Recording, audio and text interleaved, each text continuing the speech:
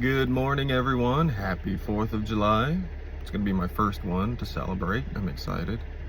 Having some friends and family that are out of the organization over tonight. We're going to have a little shindig.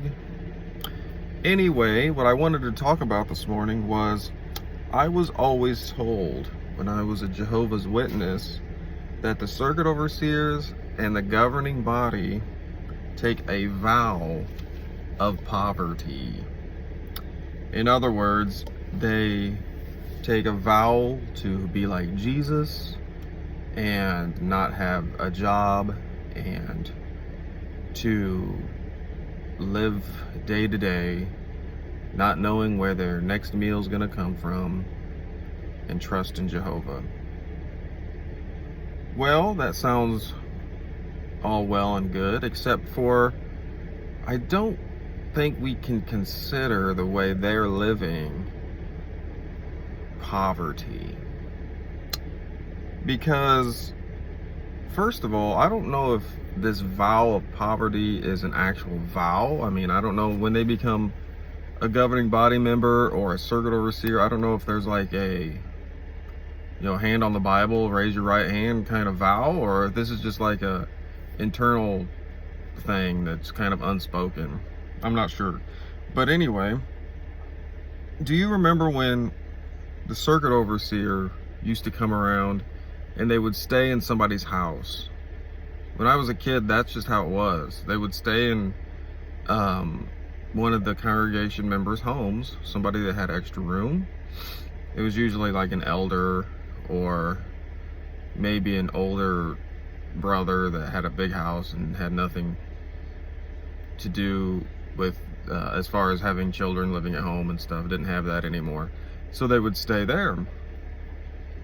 Just like Jesus' ministry, he would go from town to town and people would let him stay with them sometimes, and sometimes they wouldn't. So a lot of times he was staying outside, but there were people who would let him and the disciples come in for the night. And so the circuit overseer was kind of like that. He would come to town and would stay in somebody's house. But they changed that. In the recent years, they built houses for them. So in each district or region, I'm not sure what they're called, that the circuit, I guess, since they're circuit overseers. So each circuit, in like a central location, central Kingdom Hall, they would have a house built out in the back. I know in my area, I live in Illinois, and I know of 2 nearby circuit overseer houses for when they're in the area.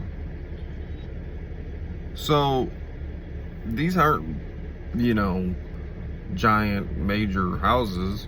They're small, probably 2-bedroom homes, really nice, well-kept places that the local congregation takes care of. But, to be a circuit overseer, you're either by yourself or it's you and your wife, so it's not like you need a whole lot of room. And so all expenses are paid. You got this nice place to live. I'm sure it's fully stocked of food. The brothers and sisters love taking care of people, so they're filling it. You got plenty of food. You're not paying for any utilities or anything like that. Gas, electric, all that. Nothing is you have to pay for. Everything is paid for. You're literally just staying there, all expenses paid. And then they also get gifts from the members. People love giving the circuit overseers and the governing body members gifts, and they'll accept it. They'll accept anything you give them. So at the end of their visit, the elders will get together and go over everything that the circuit overseer spent, his expenses for the week that he was there, and the local congregation will pay him for that.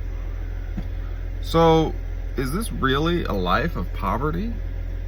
You have a home, a nice, well-kept home that's better well-kept than anybody else's house because you have a whole staff taking care of this house.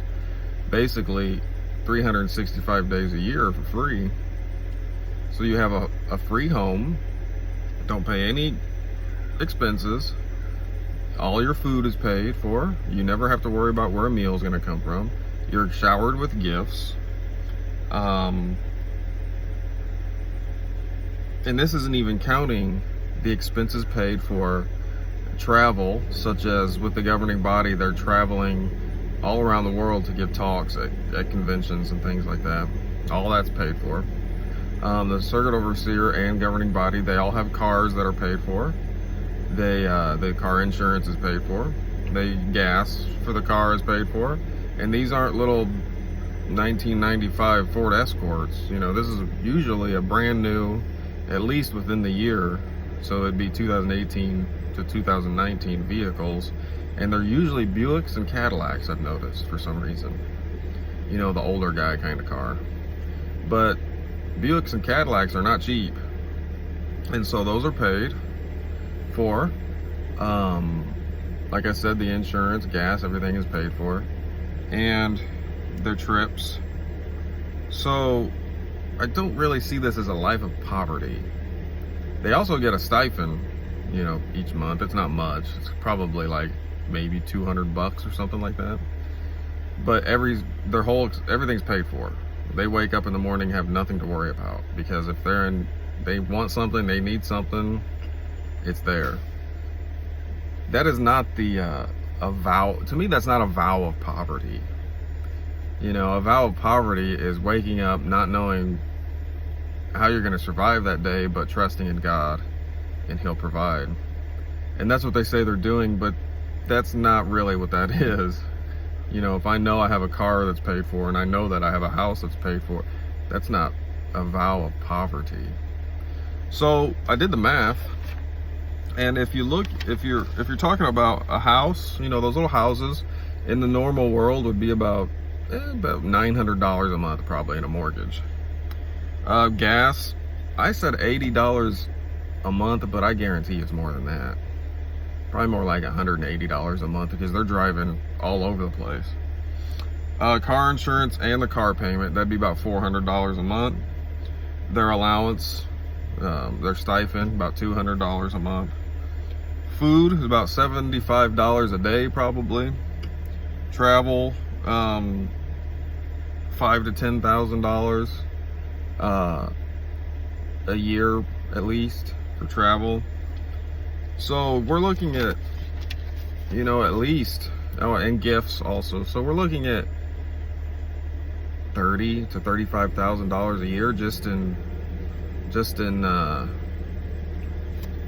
expenses paid and their stipend. That's not to mention if they're making any money off of from themselves, like a former business or a retirement or something like that.